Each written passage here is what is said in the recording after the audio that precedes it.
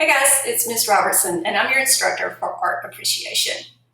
Now, you might not have spent a lot of time looking at works of art. You've probably only gone so far as to maybe look at a painting and decide whether or not you like it, right?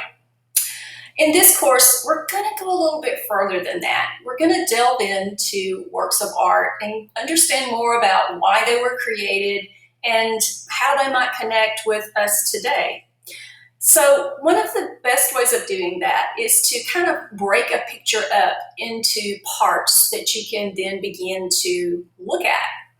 In this process, we're going to look at the subject matter, the content, and the form in a work of art, because these are three areas that typically most artwork include. It's always good to ask questions, and these three areas will give us a lot of stuff that we'll want to ask questions about.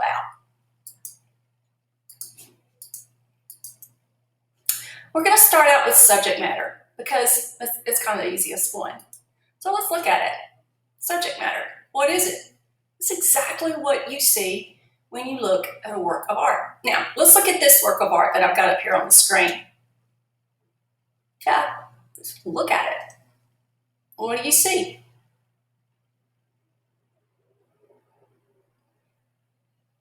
Yeah, if you see a portly old white dude with a funny hat on, and he looks like he's pretty wealthy by the way he's dressed, right? Yeah, and he looks pretty sure of himself, doesn't he? Yeah. Well, that's exactly what the subject matter is. It's a man called a portrait, and he's a king. Actually, he's King Henry VIII of England, and this painting was painted during the 16th century by the court painter Hans Holbein the Younger. Yeah, kings would kind of employ these artists to go around and paint these pictures of them to make them look probably a whole lot better than what they really did. So that's been going on for a long time. Didn't just start in the 21st century. So, subject matter. There it is. Let me give you one to look at. What about this one? Just look at it. Yeah. Looks like a woman, and she appears to be maybe holding some flowers and also a book, and maybe she's got on kind of an interesting neck piece there. Yeah. This was painted by Ferdinand Leger in the first half of the 20th century. If you think back to the first half of the 20th century, that was a time period of enormous change, especially technologically. It was the beginning of the modern era. And Leger was fascinated with things like planes and trains and automobiles that were shiny and sleek and made out of this very polished metal. So look at her hair. I mean, doesn't it look like something metallic? And her arms look like tubes or something. Look at her neck. It looks like a tube that would have been manufactured. Yeah, so it's very reflective of this time period in history. Ferdinand Leger was channeling what he was seeing in his own environment through his work. But the subject matter is a woman holding flowers with a book in her hand. I wonder why she was holding a book in her hand. Let's try another one. Take a minute and look at it. Yeah, it's a lake and some mountains and a sky. Yeah, it's a photograph. And it was taken by a very famous American photographer named Ansel Adams. And he was doing a lot of this type of work in the first half of the 20th century, out west before so much urbanization had taken place. And he was capturing these beautiful wilderness areas, very, very large black and white photographs. It would have been absolutely fascinating to see photographs this big at the time period because it was new technology. Yeah, so that's the subject matter. Got another one for you. Oh, yeah. What the heck are we looking at there? There's no subject matter there, is there? It's a bunch of squiggles. That would be the subject matter. This happens to be a very famous painting, though, because it marks an important time in the 20th century when America and American artists really kind of took over as, you know, the hot shots in the art world. This is called an action painting, and it's by Jackson Pollock. And it doesn't really have any recognizable subject matter. It's considered abstract. So let's delve into that right quick. Abstract art is artwork that when you look at it, you can't immediately make out anything recognizable. You can't make out any recognizable subject matter. Like this first painting right here by Arthur Dove. When you look at it, you're like, I see green, I see white on it. But then when you read the title, it says based on leaf forms and spaces. So you kind of can go, okay, I get it. I see some leafy, like vegetative thing, but it's still abstract. Now let's look at this picture here. This is by James McNeill Whistler. He was an American artist as well. And I don't see, maybe there's a figure down there at the bottom, but it's kind of impossible to know what that is. If you read the title, Nocturne in Black and Gold, The Falling Rocket. So yeah, you can now imagine that maybe he's out at night, that's a night sky, and there's sparkles falling from the fire of the rocket. Still abstract though. Now look at Barnett Newman's piece over there. 1.1. Yeah, I can't make out anything there.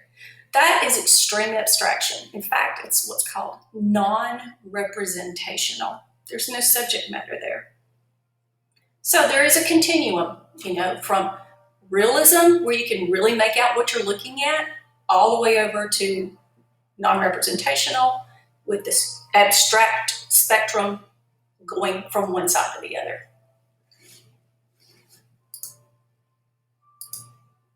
Now, let's take a look at another area when we're looking at a work of art. That's called content. Where subject matter kind of answers the question, what is it?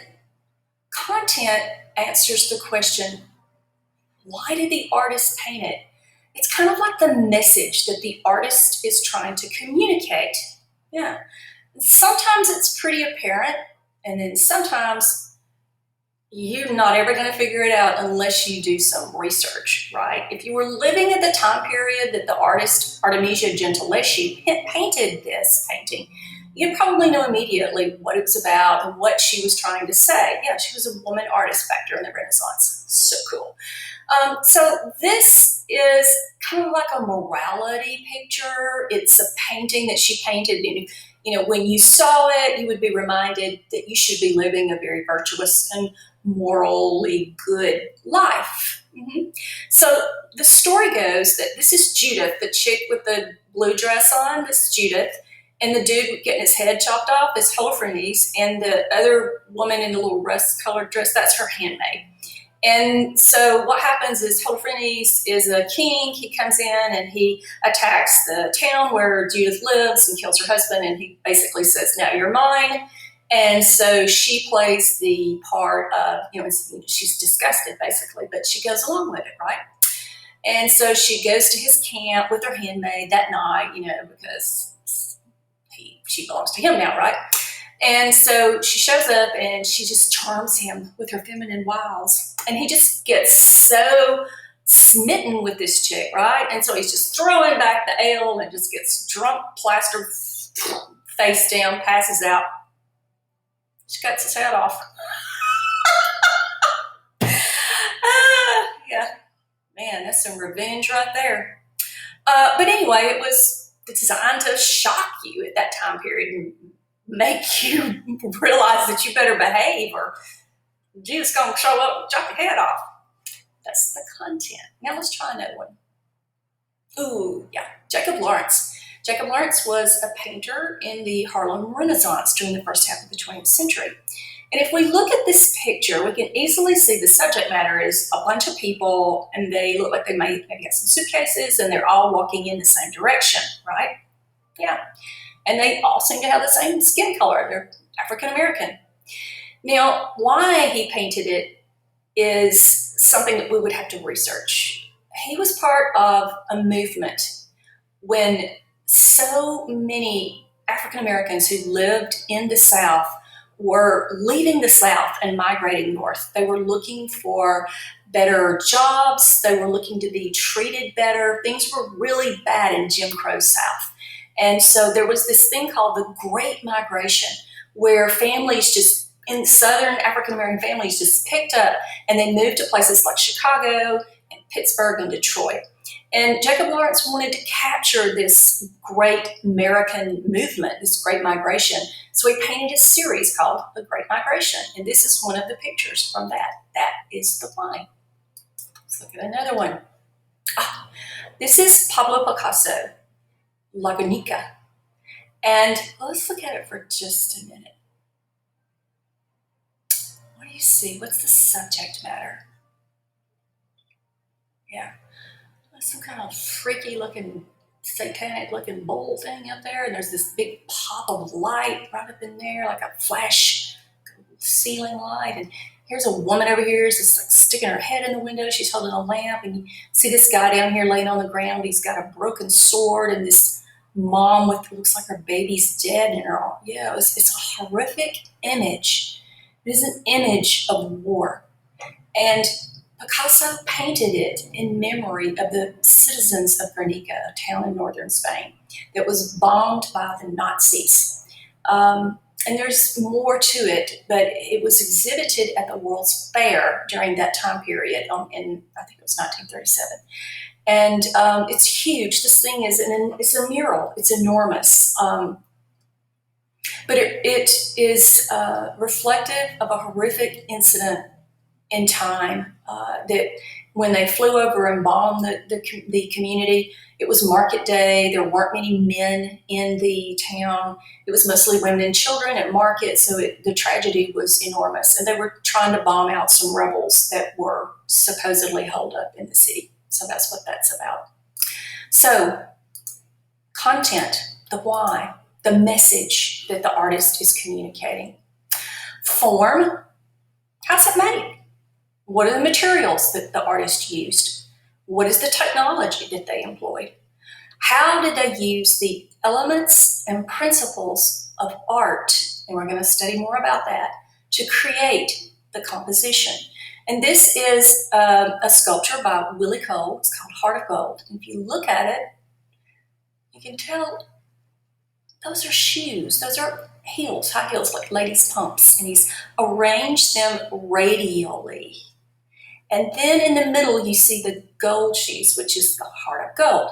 So by using color, gold, he's created an area of emphasis that draws your eye right into the middle of the composition.